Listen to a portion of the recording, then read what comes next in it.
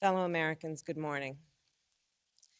Certain dates echo throughout history, including dates that instantly remind all who have lived through them where they were and what they were doing when our democracy came under assault.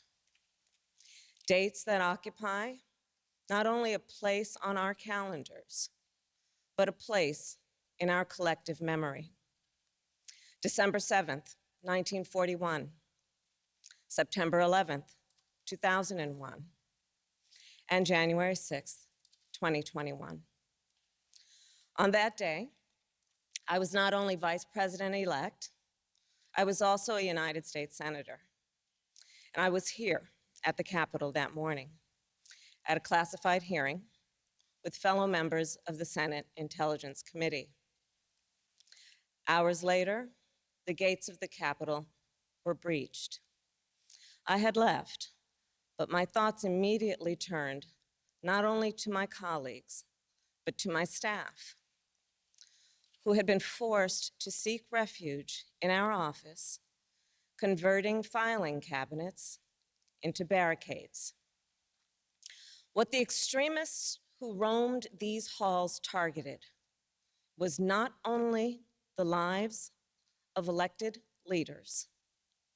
What they sought to degrade and destroy was not only a building, hallowed as it is. What they were assaulting were the institutions, the values, the ideals that generations of Americans have marched, picketed, and shed blood to establish and defend.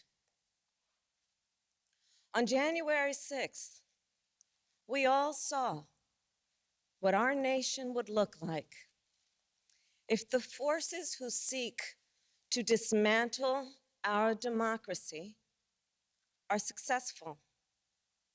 The lawlessness, the violence, the chaos.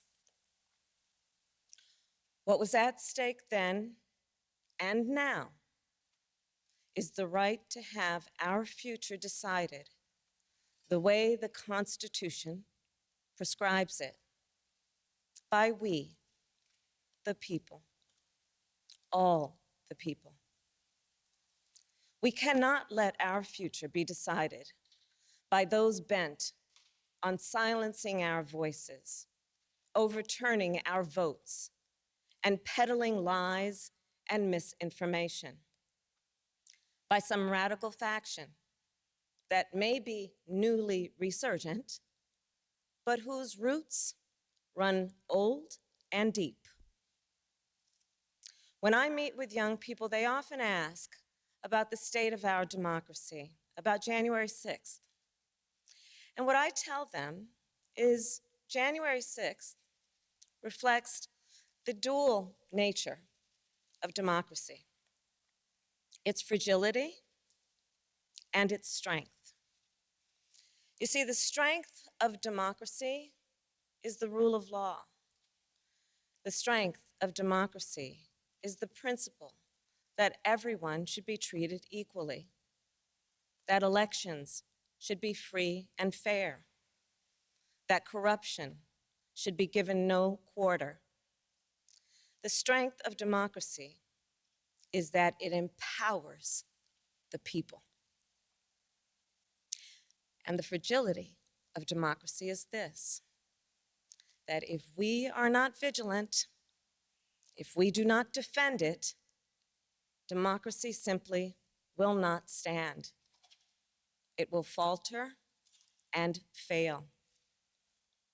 The violent assault that took place here, the very fact of how close we came to an election overturned, that reflects the fragility of democracy. Yet, the resolve I saw in our elected leaders when I returned to the Senate chamber that night, their resolve not to yield, but to certify the election, their loyalty not to party or person, but to the Constitution of the United States. That reflects its strength. And so, of course, does the heroism of the Capitol Police, the DC Metropolitan Police Department, the National Guard, and other law enforcement officers who answered the call that day, including those who later succumbed to wounds, both visible and invisible. Our thoughts are with all of the families who have lost a loved one. You know, I wonder, how will January 6th come to be remembered in the years ahead? Will it be remembered as a moment that accelerated the unraveling of the oldest, greatest democracy in the world? Or a moment when we decided to secure and strengthen our democracy for generations to come? The American spirit is being tested. The answer to whether we will meet that test resides where it always has resided in our country, with you, the people. And the work ahead will not be easy. Here in this very building, a decision will be made about whether we uphold the right to vote and ensure free and fair elections. Let's be clear, we must pass the voting rights bills that are now before the Senate. And the American people must also do something more. We cannot sit on the sidelines.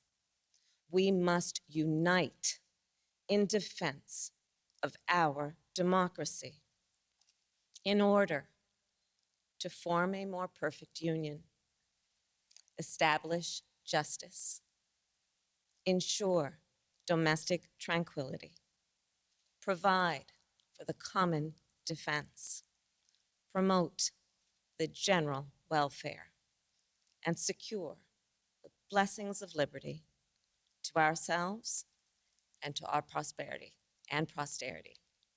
That is the preamble of the Constitution that President Biden and I swore an oath to uphold and defend. And that is the enduring promise of the United States of America.